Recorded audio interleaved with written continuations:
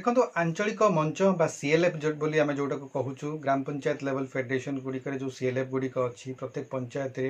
से जो सीएलएफ गुड़िक कम कर सीआरपीसीएम दीदी मैंने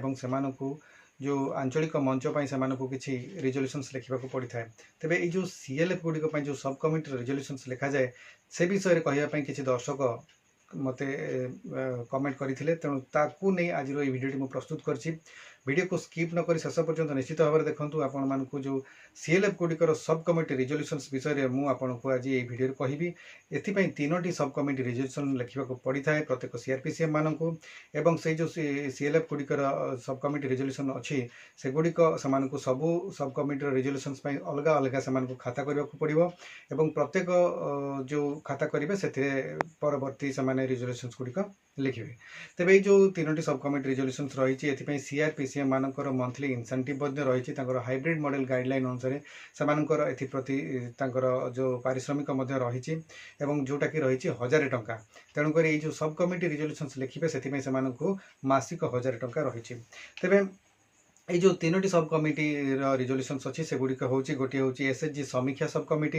एवं सामाजिक सेवा सब कमिटी एवं अर्थ एवं पांठि परिचालना सब कमिटी ये तीनोटी सब कमिटी रिजोल्यूशन से लिखा पड़ता है। आज वीडियो में गोटे सब कमिटी विषय रिजोल्यूशंस विषय कहबी परवर्ती वीडियो गुड़िक अन्य दुईटी सब कमिटी रिजोल्यूशंस कहबी आज आम एसएचजी समीक्षा सब कमिटी रिजोल्यूशन किभली भाव में लिखा से विषय आपको कहबी तेणु वीडियो को आपने स्किप न कर शेष पर्यंत निश्चित भाव में देखूँ।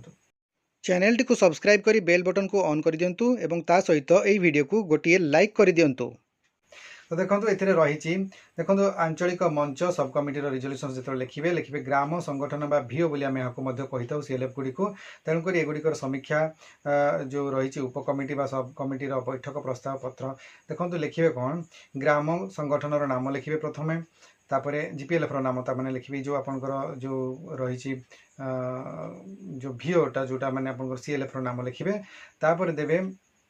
ग्रामर नाम देवे तापर पंचायतर नाम देवे तापर ब्लॉकर नाम देवे एवं यहाँ देवे बैठकर संख्या जो बैठक आप बैठक संख्या देवे तापर तारीख देवे एवं तापर जो समय ये जो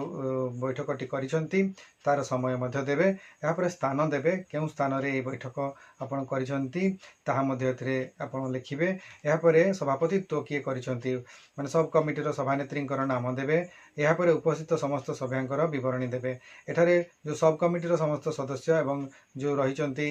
सीएलएफ कर्मकर्ता मैंने जी भी अच्छा से स्वाक्षर नेबे सदस्यों नाम देवे पदवी एवं तापर स्वाक्षर करेंगे तापरे बैठकर आलोचना एवं प्रस्ताव समूह बा रिजोल्यूशंस उपरे आपण लिखिबे आज पवित्र जो दिन कि बार थी आपड़ देवे एसएचजी समीक्षा सब कमिटीर एक जरूरी नियमित बैठक अनुष्ठित होगला। यही बैठक में निम्नलिखित विषय गुड़िक उपरे सविशेष आलोचना करा जाई प्रस्ताव गृहीत हैला। प्रस्ताव 1 रे लिखिबे पूर्व बैठकर दृढ़ीकरण बैठकर विवरणी पाठ करागला एवं समस्त सदस्यंकर सहमति रे एहाकु दृढ़ीकरण बा कन्फर्म करागला। प्रस्ताव 2 रे लिखिबे दुर्बल एसएचजी बा वीक एसएचजी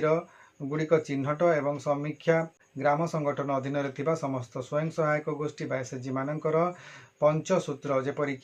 नियमित बैठक संचय आभ्यंतरीण ऋण आदाय एवं हिसाब खाता लिखन अनुध्यान करागला। एथिमध्यरु गोष्ठीर नाम एवं गोष्ठीर नामर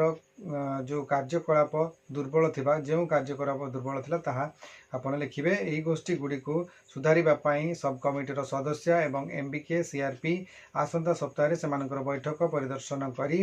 सहयोग करने को प्रस्ताव गृहीत हैला। प्रस्ताव 3 रे लिखिबे बैंक ऋण और आदाय